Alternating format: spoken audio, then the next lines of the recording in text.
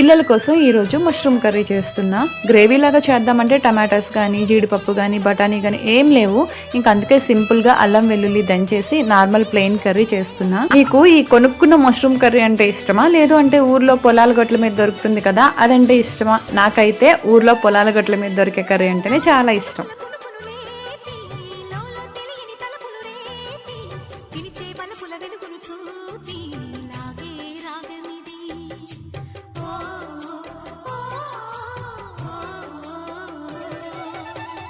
మమతల మధుని చూసి నాలో తరగని తహతహ దూకి నీకై తరగల పరుగులు తీసి చేరే వేగమిది.